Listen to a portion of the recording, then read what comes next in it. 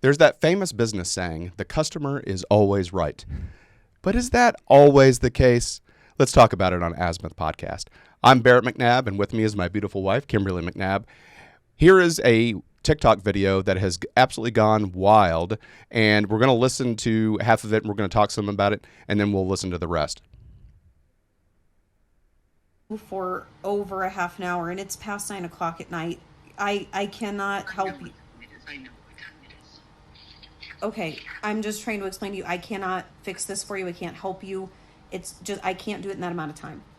You realize that I am the one with the money, right? And you're not? I am the one that's hiring you. Ma'am, that was incredibly rude. I don't know who you think. I'm trying very hard to remain professional. I can't understand where you think you're coming from with that. I have other clients that book 2 or 3 months out for me, and there are only a few in there that I'm actually designing myself. I don't even know how you got my number. But I need this is a cake for 120 for tomorrow. All right. So here to set this up, a woman is in bed at 9 o'clock at night and gets a call from a potential customer that says, "I need a cake baked tonight for tomorrow for 120 people." The requests are going to go a little further down the line, but what you're not going to hear in this video is she wanted fresh roses to be on the cake, custom design, and let's keep going. I need to have this done. It needs to be taken care of. It's not going to happen with me, but there are other bakers around the city that can help you. I'm not sure. I mean, Walmart could pull this off, but they're not. Did you? I'm sorry. I'm so sorry. Did you say? I did. Okay. You know what? The only is you, because you've sat here and basically made fun of the fact that everybody else on the planet doesn't have any money but you. I don't know who you think you are, but I'm the wrong. And it's past 9 o'clock at night. I've got to do. Do you understand me? And it's not to make a cake for you. It's not to make a cake for you. Do you understand to lose this number? I can't believe you would talk to me this way. Oh, go yourself. That was crazy. She's crazy. I don't even know what to say. I don't even know if we post that. Absolutely. Who orders a cake at 9 o'clock at night? Yeah, that's a failure on her part. Your failure to plan should not constitute someone else's emergency. You're an adult. Plan ahead. Yeah, I could not agree more. I mean, to call somebody, and again, she got the number from another client of hers that had put in an order 2 to 3 months in advance and called this woman at 9 o'clock at night saying, "Drop everything. I need you to bake me a cake for 120 people." This is not something that Walmart does. No, the bakery department is not taking orders at that time of night. And plus, No. If you're calling a custom anybody who specializes in something and saying Walmart can do that, that's a pretty insulting, and you're probably not going to get what you want out of them. Yeah, absolutely asinine to expect this. So, this is just one of those examples. Is, the customer right? I mean, the customer called her a bad name, and, the woman finally started to stand up for herself. Did you just call me what I think you just called me? And yes, I did. And then it was just, you have to do this. And I think customers are really starting to get in super entitled. I mean, we have the make fun of the Karen woman, let me talk to your manager and things like that. But I think, some of it is the rise of social media and the rise of review websites is giving customers this sense of superiority, that no matter what, the customer is always right. And I would say that the answer is not true in this case. Well, also, nothing has been signed. No money has exchanged hands. So she's not yet a customer. Right. Like, no order has been initiated. She's not really a customer. She's inquiring. Right. and so, I hate it when people who have no skin in the game or who have never done something before criticize other people who actually do that for a living. A woman who used to babysit me would make birthday cakes for her daughters, would make wedding cakes for other people. She made my mother's wedding cake. And so I saw the process. I mean, it takes time to mix up the ingredients. It takes an hour or so to bake the cake. You have to let the cake cool for a couple hours, or else, you may have seen this on cooking shows, you put that on even a slightly warm cake, that icing is going to melt. And then she wanted custom flowers. That also involves coordinating with a florist. Right. And, who's not open at 9 o'clock at night. Yeah. No, I've never seen a florist open past like 6 p.m. I mean, come on, grow up. I mean, this woman is denying she's either been outside or I don't know. If you're a day over 30, like, you should know better. I mean, just for our kids' birthday parties, I don't order anything fancy or special. It's just going to H-E-B, a local Texas chain of grocery stores, just to order something that if I really wanted to, I could probably spend a couple hours learning to do. I ordered that a week in advance. Right. 2 dozen cupcakes, and this woman's wanting it 12 hours notice. That's ridiculous. Absolutely ridiculous. And here's the interesting thing is, this apparently is not the first rude customer that this cake maker has had, and so that's why she has been recording some of the conversations in order to protect herself. Not for training purposes. Yeah, not for training purposes, but to protect herself. Now, be careful, because different states have different laws on what you can do to record. I believe California is a 2-party consent, so both people have to be aware of. We live in Texas. It's a single-party consent. So as long as one party, i.e. the woman that's recording, knows that she's recording something, the other person doesn't have to give consent. I'm assuming Colorado is the same. That's where she lives, and she's obviously recording. But the video goes viral. The video goes viral.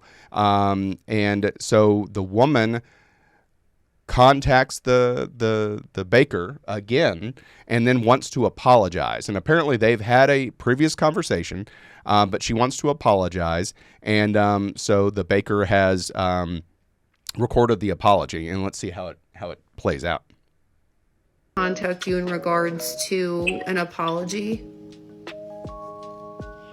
Well, I know you're not going to take that video down, so I apologize if I came off as entitled or rude like people stated I did.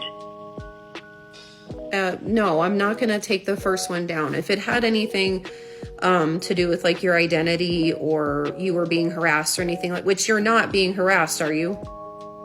No.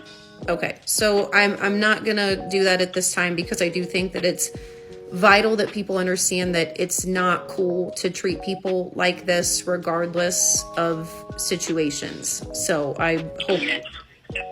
I mean, I still think you could have taken my order because of the money, but it would have been better customer service, but that's, I guess, neither here nor there.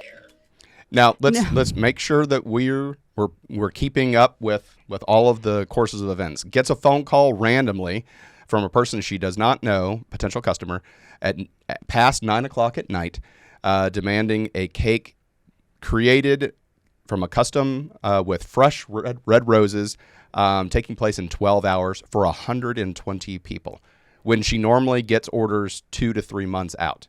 And you still should have taken my money. You still should have taken my order. There's I'm from Georgia, so we are very familiar with backhanded compliments. This is a backhanded, quote unquote, apology. I was trying to give you money is all I was trying to do. It's like, I'm a firm believer in capitalism, but there need to be terms that can possibly be agreed upon, and this is not the case. Right. It wasn't about time, ma'am. It was that I simply could not have made that happen with what you needed in that amount of time. But you had said that you wanted to call and apologize, and you know that this is being recorded because you said that you did want this posted so that people knew that you weren't a bad person. That's from your mouth, not mine. I just think you could have made it happen if you wanted to. But Okay, I think that at the end of the day, you had wanted to apologize, which you have done. I appreciate that. And I think that we also previously did agree on the phone that you and I are not a good fit for each other. and you understand, and we're still on the same page about that, correct? Yes, I agree. You're not a good fit for me.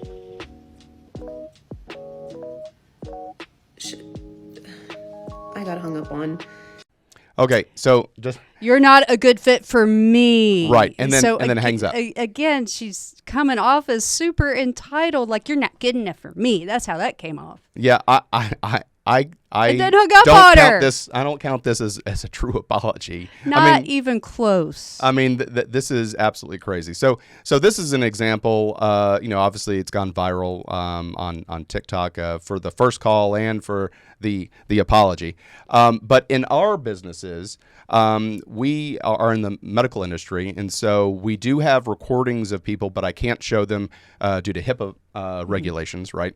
And so, but there was. Let me just talk about was the customer right? So I had a patient that she lived on an allowance. She was in her 20s and had an allowance that was given to her by her parents, and she they would put money in every month into her checking account, and she had an ATM card.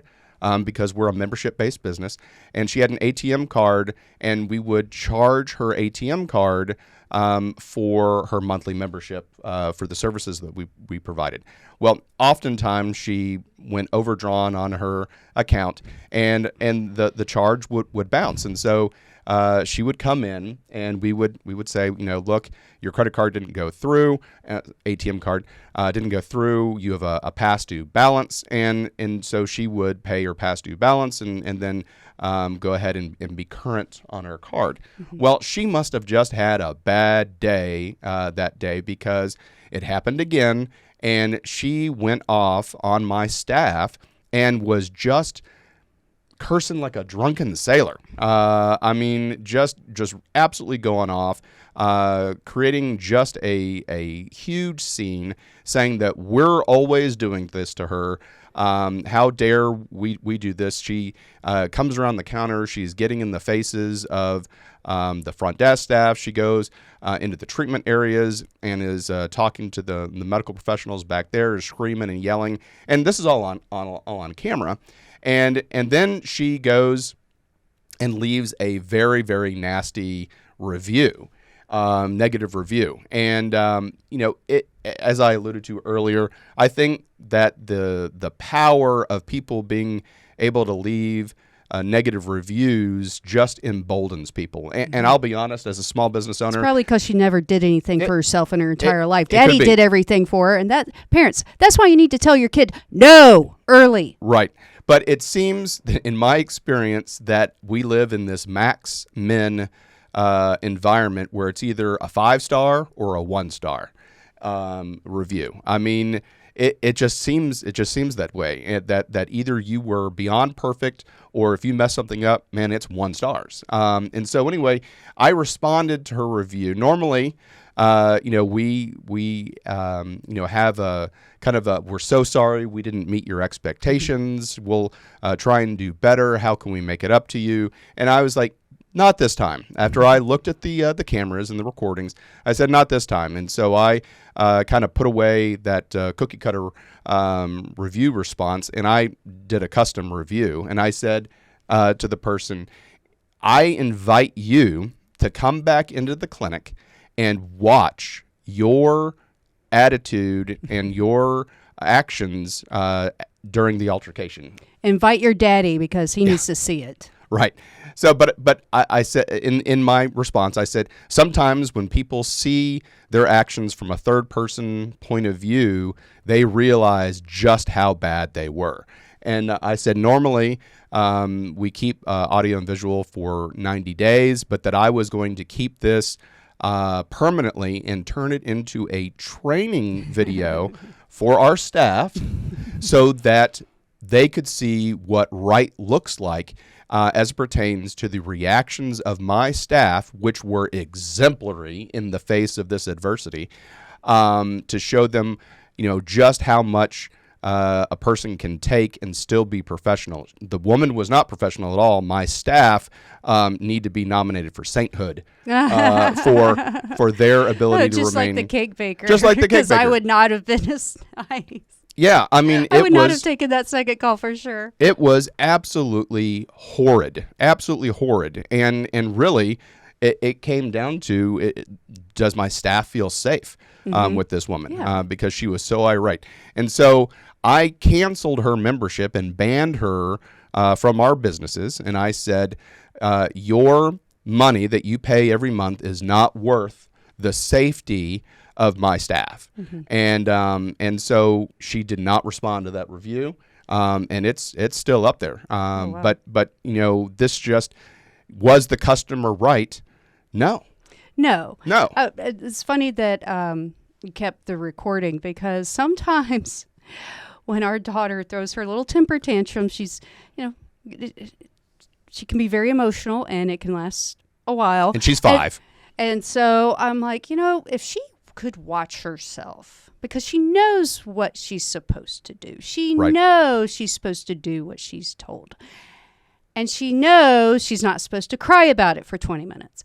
And so when I tell her I'm going to record this, she gets upset. And then she's like, stop recording me. And I'm like, no, if your brother and I have to watch this and listen to you, I think you should have to watch it. Right. And so it has shortened it a little bit. Now you have a Temper bachelor's degree in business and a master's in accounting, and Mm-hmm. you're a CPA, a certified public accountant.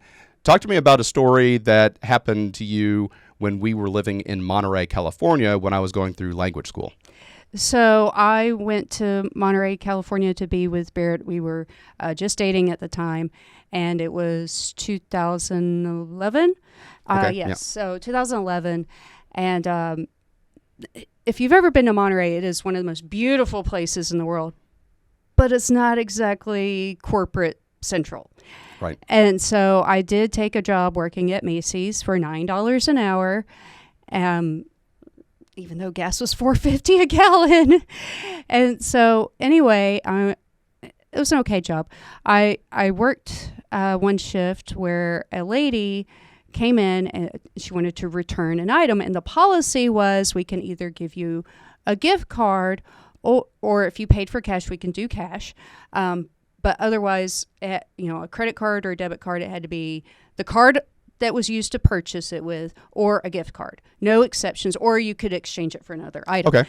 That seems fair. Right. I thought it was a fair... And it's not your policy. It was Macy's the corporate policy, Right. and it was like a 30, 60-day policy, which, if you look now, Best Buy is like 15 days. It's super Right. short. So anyway, this lady was just adamant that it go on a different credit card. And I said, ma'am, the computer will not let me. I have to call a manager. And she was extremely irate. And I said, I'm happy to call the manager, but these are the policies. I did not set them. This was how I was trained. And to boot, the computer will not let me. And so And she had her daughter with her as well, yes, right? yes. And so I felt for the poor kid because, monkey see, monkey do. She's going to go terrorize someone else later in her life. And so, the thing about calling the manager's usually not right there, especially in a big store. And so we had to wait, 10 minutes or so for the manager. And so there's this awkward silence. And she goes, well, you should be more friendly. I mean, just going on. And I'm just standing there like this. And she's like, you need to be more friendly and upbeat.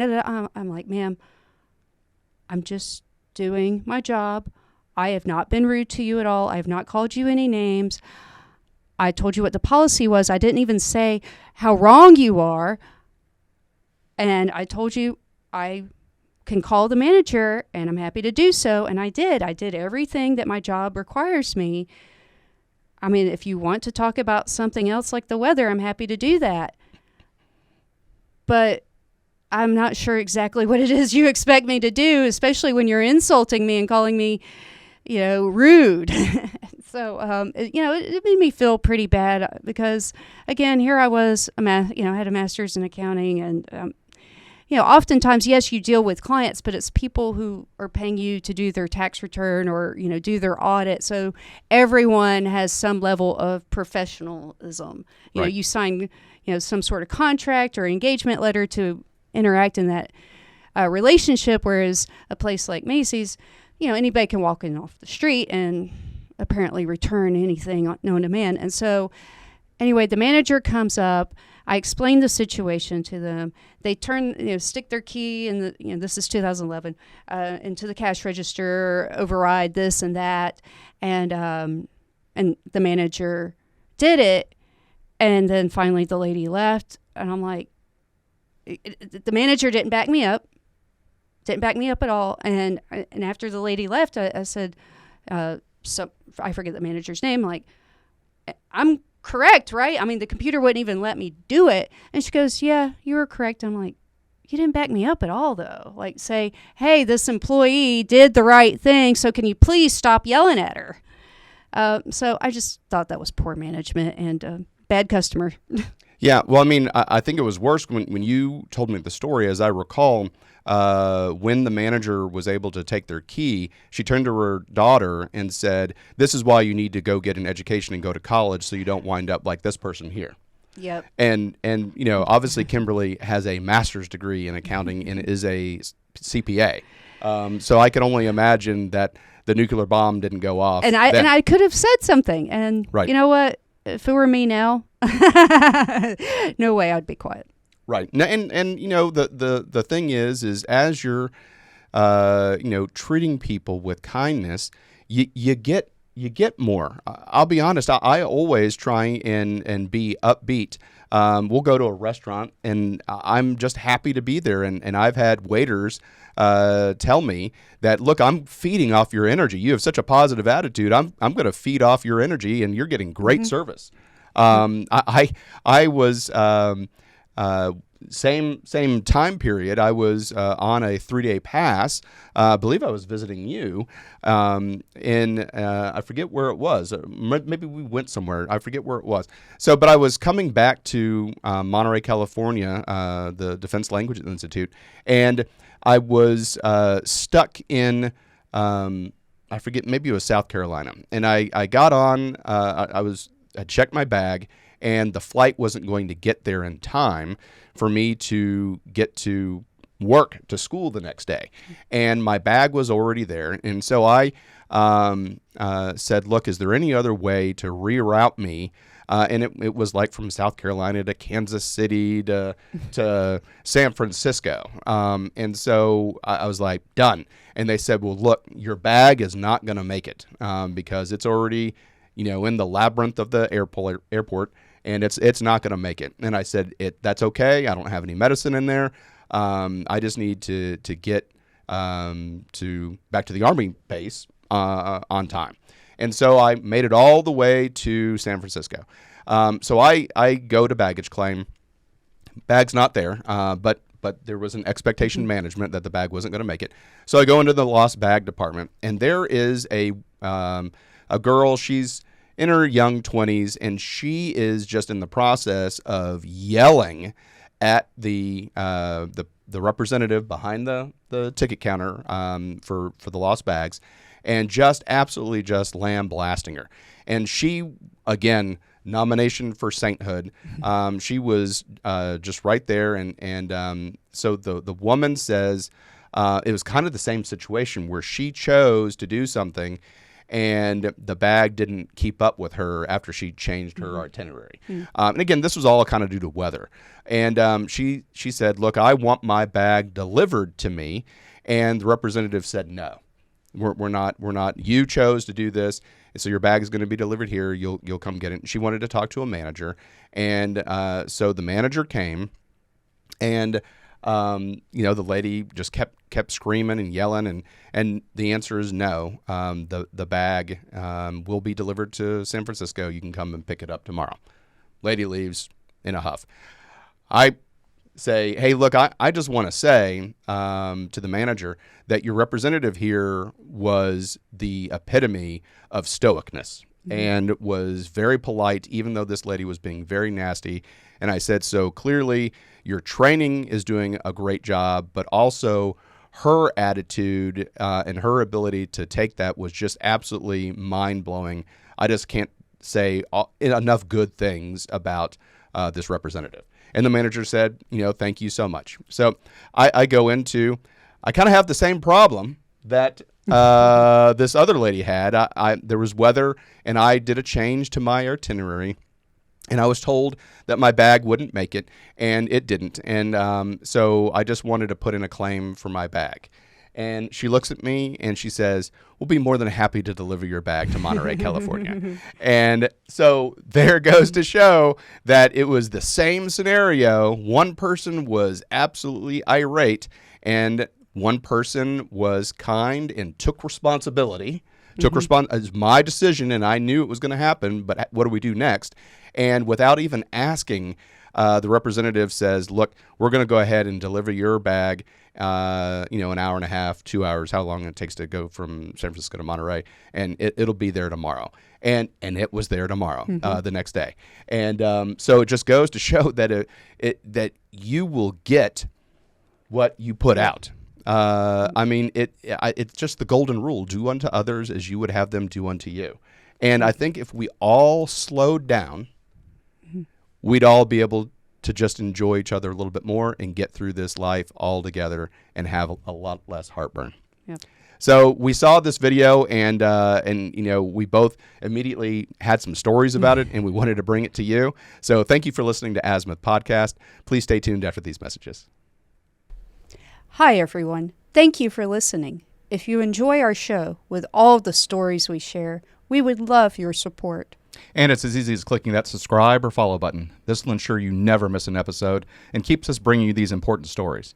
Your support makes a huge difference. Thank you so much for being part of our podcast family. Thanks, and keep tuning in.